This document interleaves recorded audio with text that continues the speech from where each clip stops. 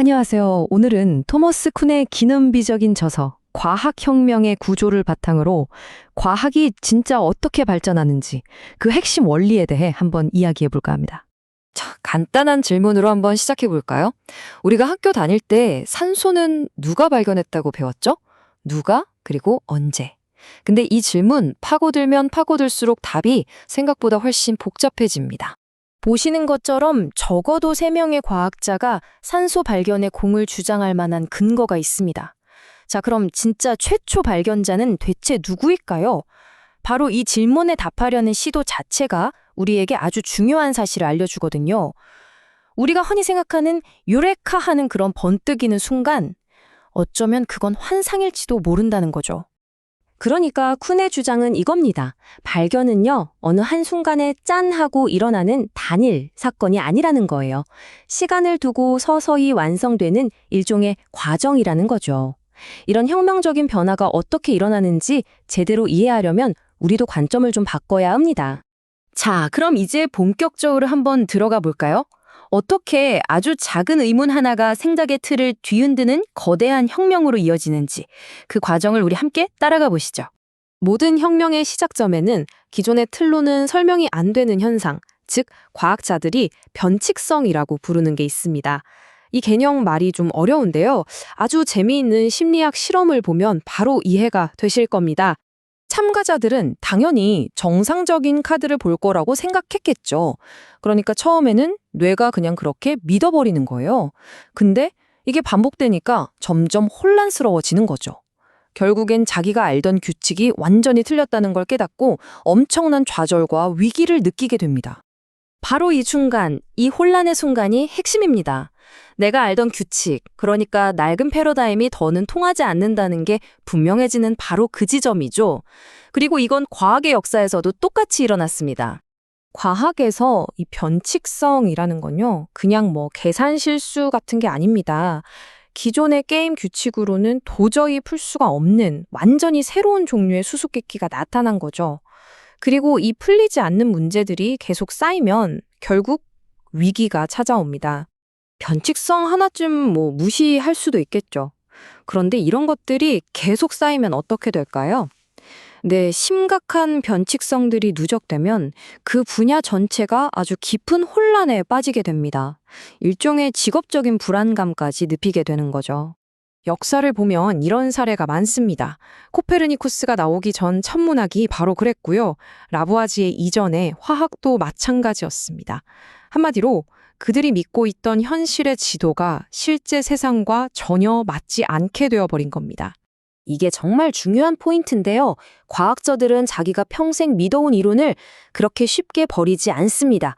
낡은 이론이 명백하게 실패하고 있다는 증거가 쌓여서 더 이상 버틸 수 없는 위기가 닥쳤을 때 그때서야 비로소 새로운 대안을 진지하게 쳐다보기 시작한다는 거죠.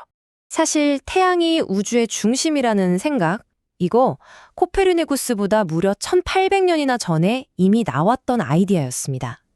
그런데 그때는 아무도 귀 기울여 듣지 않았어요. 왜 그랬을까요? 기존 천문학이 아직 잘 돌아가고 있었거든요.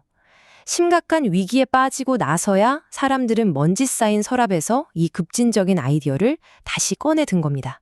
자, 그럼 한 분야 전체가 이런 위기에 빠지면 그 다음에는 어떤 일이 벌어질까요?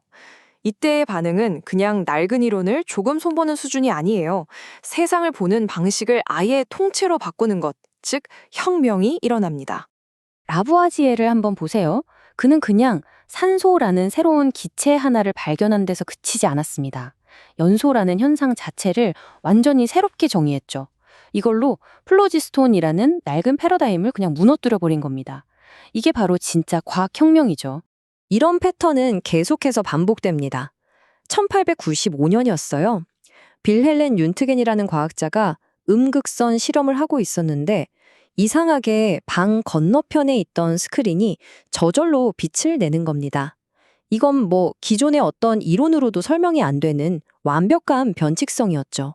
그때 과학계 반응이 정말 재밌습니다. 그냥 좀 놀란 정도가 아니라 완전 충격에 빠졌어요. 아니, 심지어 저명한 과학자조차 그거 사기 아니냐고 했을 정도니까요. 왜냐하면 이건 단순히 새로운 현상이 아니라 실험 장비와 방사선이 어떻게 작동해야 하는지에 대한 가장 기본적인 믿음 자체를 무너뜨리는 사건이었기 때문입니다. 그러니까 핵심은 이거예요. 혁명적인 발견이라는 건 낡은 주식책의 새로운 페이지 하나를 그냥 추가하는 게 아니라는 겁니다. 그 책을 아예 불태워버리고 완전히 새로운 책을 쓰게 만드는 것. 바로 그겁니다.